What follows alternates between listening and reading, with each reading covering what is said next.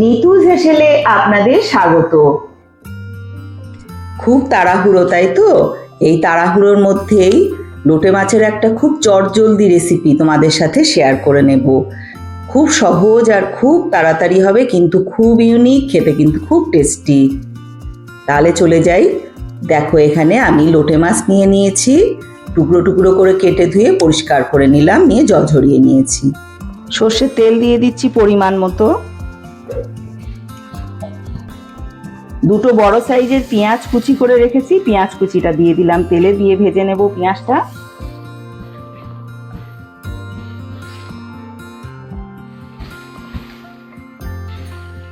পেঁয়াজ কালার না ধরা পর্যন্ত ভেজে নেব।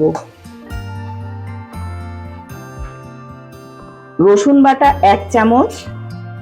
এখন আমি আদাটা দেব না, রসুনটা আগে ভাজা করে নেব পেঁয়াজের সাথে। এই পর্যায়ে এসে 1 চামচ আদা বাটা, তার সঙ্গে ঝাল অনুযায়ী যে যেমন খাবেন, আমি 1 চামচ কাঁচা লঙ্কা লাল যেগুলো সেগুলোকে বাটা, সেই লঙ্কা বাটাটা দিয়ে দিলাম।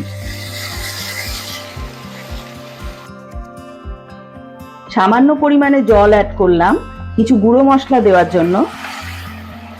এখানে দিয়ে দিচ্ছি লবণ, কাশ্মীরি লঙ্কার গুঁড়ো, হলুদ গুঁড়ো, ধনের গুঁড়ো আর জিরের গুঁড়ো, সব গুঁড়ো মশলাগুলো দিয়ে দেব।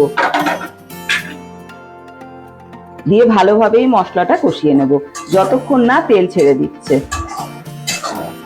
এইবারে হচ্ছে আসল চমক। আমি আলু সিদ্ধ করে রেখেছিলাম আগে থেকে, সেগুলোকে হাত দিয়ে হালকা করে ভেঙে নিয়েছি, নিয়ে সেটা দিয়ে দিলাম।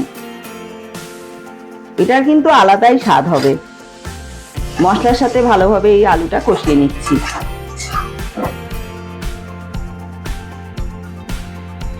মশলা কমপ্লিট, কিন্তু কষা হয়ে গেছে, সাইড দিয়ে তেল ছেড়ে নিয়েছে।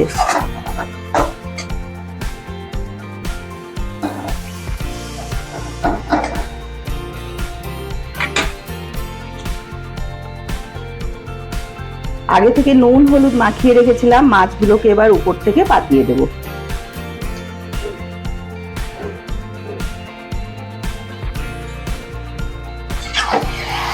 মাছগুলোকে এই সময়ই একটু মশলার সঙ্গে কষিয়ে দিলাম, কারণ এর পরে আর নাড়া যাবে না, তাহলে মাছগুলো ভেঙে যাবে, গোটা গোটা থাকবে না।